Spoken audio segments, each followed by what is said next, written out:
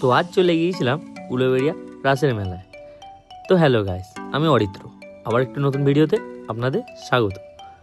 তো যেতে যেতে আমাদের বিকালে যে মেন জিনিসটা দরকার সেটা হলো চা। সেটা খেতেই আমরা দাঁড়িয়ে যাই আমাদের সবাই মিলে।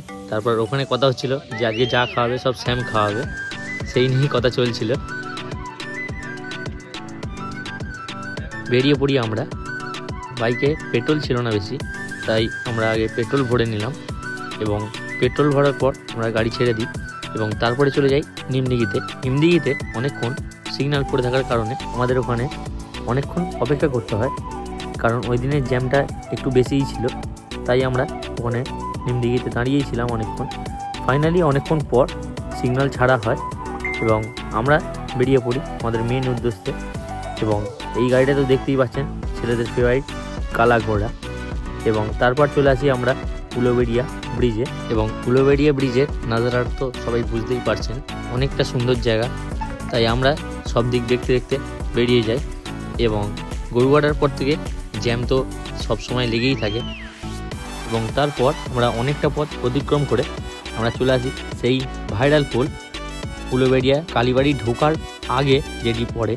এবং কেন জানি না সেই দিন কোনো আলোই জ্বলছিল না এবং প্রতিদিনের তুলনায় রাসের মেলার ওই দিন ভিড়টা কমই ছিল, কারণ সপ্তাহের মাঝে আমরা গিয়েছিলাম, তাই জন্য ভিড়টা প্রতিদিনের তুলনায় কমই ছিল। এবং তারপর আমরা লাইটিং দেখতে দেখতে পৌঁছে যাই উলুবেড়িয়া কালীবাড়ির মেন গেটে। এবং তারপর আমরা পার্কিং করার জন্য জায়গা খুঁজছিলাম। তারপর খানিকটা গিয়েই আমাদের পুলিশরা দেখিয়ে দেয় যে বাঁদিকে পার্কিং করা আছে এবং সেখানে আমরা পৌঁছে যাই। এবং গিয়ে ওখানে আমরা একদম শেষে গাড়িটি পার্কিং করে দিই এবং ওখানে পার্কিং চার্জ ছিল 20 টাকা। মানে গাড়িটিকে পার্কিং করে দিই এবং পার্কিং করে ওখান থেকে যে স্লিপটা দেওয়া হয় স্লিপটা নিয়ে নিই। এবং ওখান থেকে মন্দিরটি ছিল একদমই কাছে। তারপর আমরা হেঁটে হেঁটে রওনা দিলাম কালীবাড়ি যাওয়ার উদ্দেশ্যে। তারপর ভিডিও করতে করতে চলে যাচ্ছিলাম কালীবাড়ির উদ্দেশ্যে এবং ফাইনালি আমরা পৌঁছে যাই কালীবাড়ির মেন গেটে।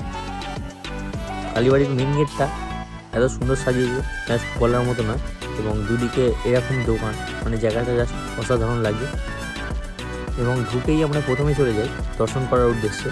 এবং দর্শন করে আমরা ওখানে একটু দাঁড়িয়েছিলাম, তাই দাঁড়িয়ে একটা ভিডিও করে নিলাম।